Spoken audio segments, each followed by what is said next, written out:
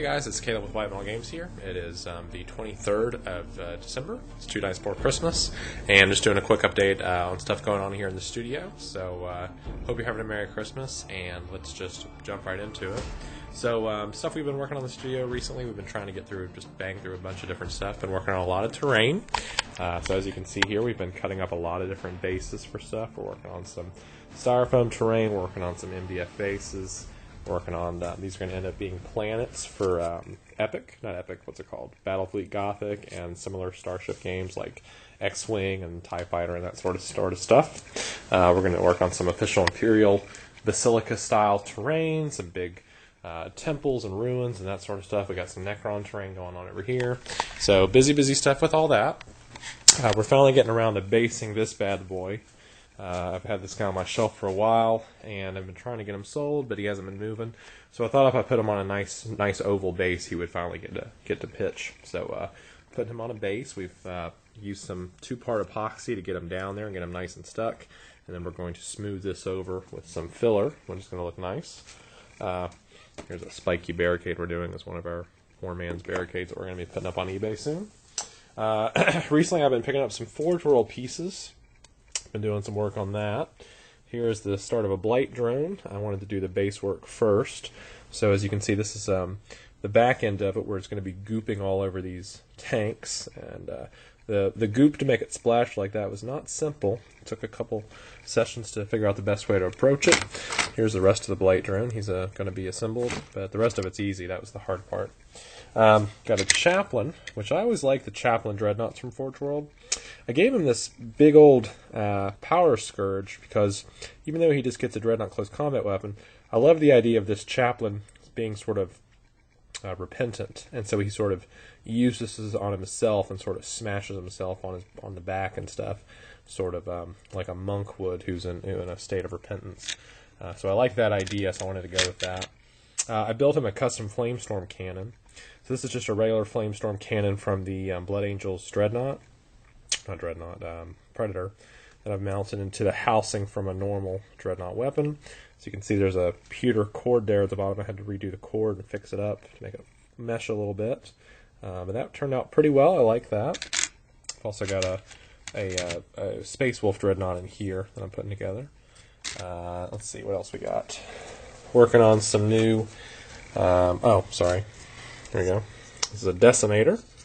He's a lot of fun. He's a Forge World piece. He's kind of like a jumbo style Dreadnought. He's a lot of fun. Ordered some bits from him.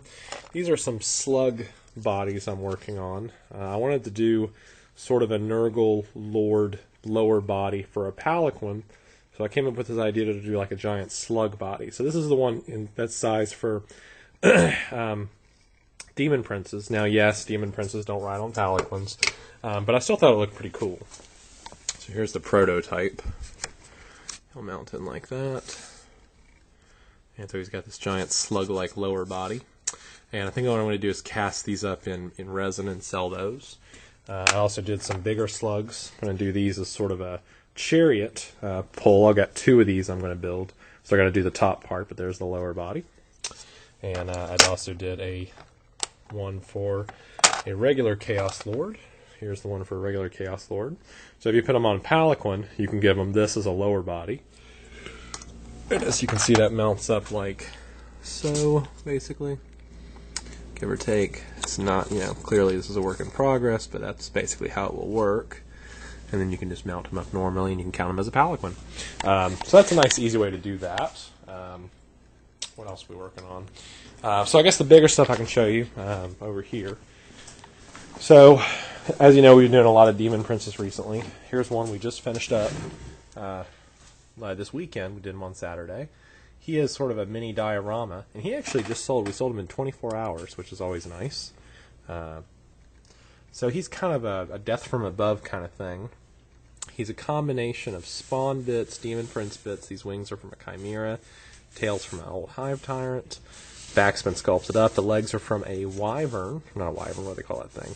The thing the Nazgul ride in Lord of the Rings. And he is attacking this jetpack armored Marine. He's got a lot of Black Templar markings on him. So as you can see, he's been pinned to the Marine. The Marine's been pinned to the wall. they're both flying around, and you can see that works really well. He does have quite a few weights on the bottom to hold him in place, but he's pretty well balanced. As you can see, he doesn't wiggle, doesn't jiggle at all, and he sold in a day. I liked him because I liked the avian quality to him. I liked giving him these big sort of mottled wings, this spawn-like head, these lower legs like talons. And I thought he was a lot of fun. He came together really well. It would have been fun to paint up, but he is sold and out the door. Will Shuck, who has been one of our first resident painters here, is leaving soon. He got a job in Missouri, but he's been finishing up some Tyranids for me that I had consigned, or I had commissioned through him a while ago. Here's a couple of the pieces he recently did. So Tyranid Carnifex and Pyrovore. So this was a desert-themed army we were working on. That I think came out real well. He did some of these, what we were calling the Rorschach-themed Carnifexes with just some yellow stifling effects and sort of random patterns. And on the Pyrovore, a lot of very naturalistic colors, browns and oranges, and sort of deep golds. We also did a squad of warriors. Let's see if I can get them out here. So this is a prime we did for the army. So we got sort of a massive, huge flash whip. It was a conversion. A big old bone sword and some Ravener style sighting talons. He came out real well, I think. And then I've brewed 3 of these.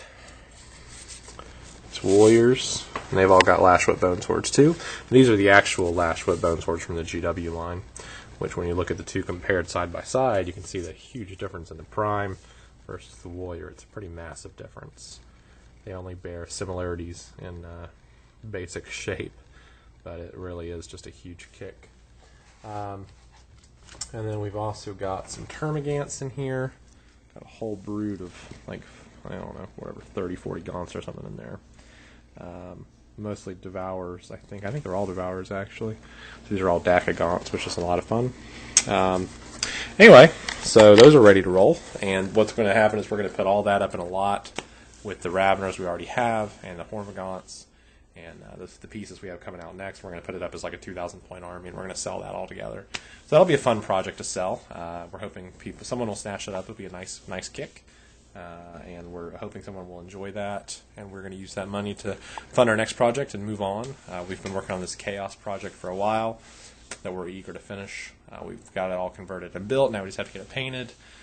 So I'll be doing some of the painting on that, and I've got a resident painter, Mike Hartshorn. He's going to be helping me out with that when and where he can. And we've also got new client orders coming in, so if you are interested, please contact us at calebfilm@yahoo.com. We have an active blog where we advertise our services at White Metal Games, so it's whitemetalgames.blogspot.com. Just look in there. We update it every couple of days with articles, conversions, that sort of stuff. You can also see a lot of our work regularly on Spiky Bits. So if you're familiar with Rob Baer's work over there, him and I have a real close working relationship. We team up on projects sometimes, and he likes to feature some of my stuff. So be sure to check out Spiky Bits. They're also your one-stop shop for all your bits needs. They're right up there with Horda Bits or Battle Wagon, and they're excellent. They get your orders out almost the next day in many cases. Anyway, that's it, I guess, for now. Happy holidays. If you're interested in anything, or you have anything you're looking for, or you want to commission a project, just contact us at calebfilm@yahoo.com. And until next time, have a Merry Christmas, have a great 2013, Happy New Year, and hopefully we will talk to you again soon. Bye-bye.